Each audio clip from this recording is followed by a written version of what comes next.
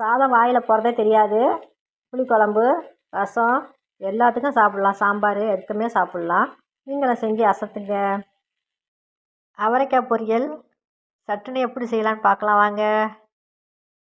பைத்தம்பருப்பு வச்சு எப்படி அவரைக்காய் பொரியல் செய்யலான்னு பார்க்கலாம். அவரைக்காய் கழுவிட்டு சுத்தம் பண்ணி வச்சுருக்கேன். இதில் கொஞ்சம் எண்ணெய் சேர்த்துக்கலாம். கடாயில் எண்ணெய் சேர்த்துக்கலாம்.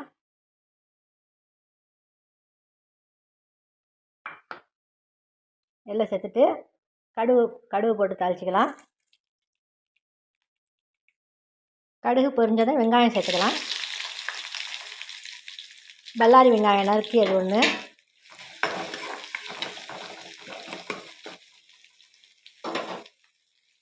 கருவேப்பிலையும் சேர்த்துடலாம்.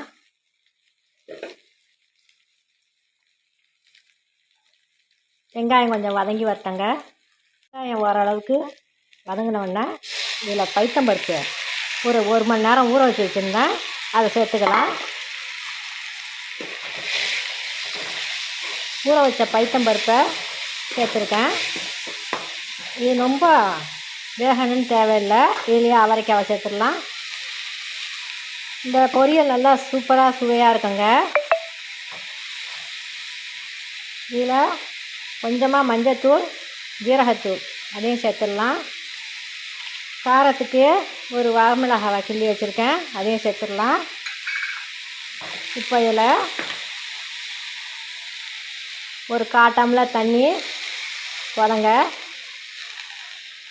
இது வெந்து வரட்டும். எல்லாம் சேர்ந்து ஒன்றா வெந்து வரட்டங்க. ஒரு மூடி போட்டு மூடிடலாம். தண்ணிலாம் வற்றிருச்சுங்க. இதில் கொஞ்சம் பெருங்காய பவுட்ரு போட்டுக்கலாம். பெருங்காயத்தூள் போட்டால் வாயுவெல்லாம் எடுத்துரும். அதனால் பெருங்காயத்தூள் கொஞ்சம் சேர்த்துக்குங்க. வெங்க வற்றிருச்சு நல்லா. இதில் கடைசியாக கொஞ்சம் தேங்காய் போட்டுக்கலாம். துருவிய தேங்காய் போட்டால் நல்லா சூப்பராக ருசியாக இருக்கும். பிடிக்கலன்னா ஸ்கிப் பண்ணிடுங்க. தேங்காய் வேணாங்கிறவங்க சும்மாவே சாப்பிட்லாம். அந்த பருப்போட ருசியில் சும்மாவே சாப்பிட்லாம்.